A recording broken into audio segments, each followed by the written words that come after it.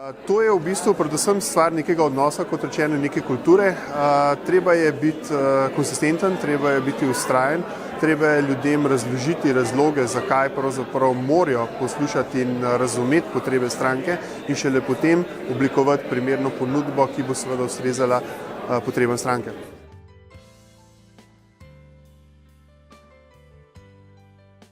Prva stvar je tisto, kar se meni zdi zelo pomembno, je, da razumeš profitabilnost svojih partnerjev, kako si tudi rangiran, ker ponavadi ti partnerji ne prodajajo samo tvojih izdelkov, da vidiš, kakšen imajo sploh v bistvu fokus, kako bodo fokusirani. Potem pa v bistvu pride z vidika izobraževanja pomembno, da jih tudi dodatno izobražuješ, da jim pomagaš z določenimi novimi skili, ali je to na nivoju marketinga, ali je to na nivoju prodaje, ali mogoče tudi tehnično gledano. Da skrbiš tudi kot sam ponudnik svojih storitev za prepoznavanje tega na trgu, da ne staviš vse samo na svoje partnerje, ampak jim v tem pogledu pomagaš.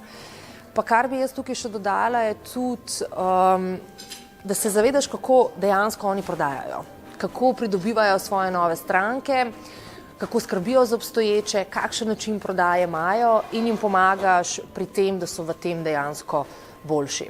Če pa vse strne, mi smo ponavadi tudi partnerje učili in še učimo jih, da imajo res value na trgu, da so poznani po neki svoji diferenciaciji.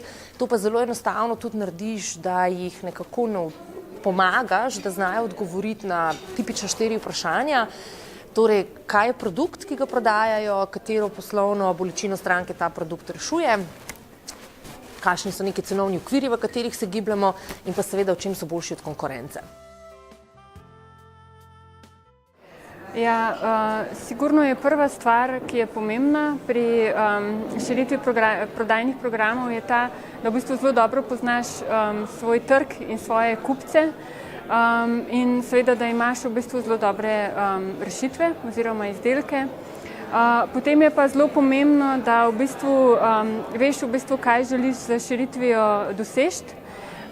Mi v bistvu smo imeli zelo jasno začrtano pot, se pravi, da želimo širiti našo ponudbo zdaj ali v širino ali v globino, vsekakor pa v smeri, da v bistvu širimo naš koncept prodaje v bistvu from floor to roof. Se pravi, da širimo ponudbo izdelkov za hiše. In v bistvu ena od teh rešitev na koncu je tudi v bistvu ponudba na ključ hiša.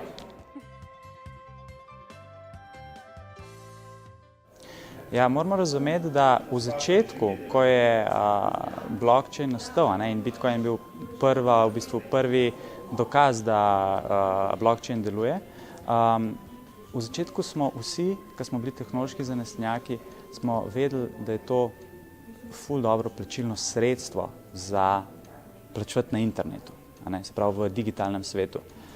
To je seveda pol z medijsko pozornostjo pa pozornosti javnosti je postala neka velika špekulacija in vsi si zdaj želimo v bistvu, da bi se nazaj začeli pogovarjati o tem kot o tehnologiji in kot o plačilnem sredstvu, ker sigurno je Bitcoin pa tudi kakšne druge zdaj kriptovalute so zelo primerne kot plačilno sredstvo, ne samo kot špekulacijo in da gledamo na to kot neki, kjer lahko veliko zaslužimo.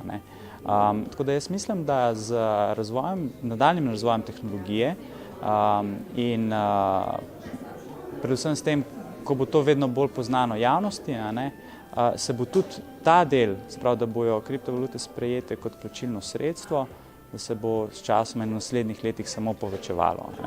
Tako da jaz tukaj vidim predvsem priložnost podjetij, da začnejo kriptovalute, Bitcoin, obravnavati kot eno izmed možnih plačilnih sredstev.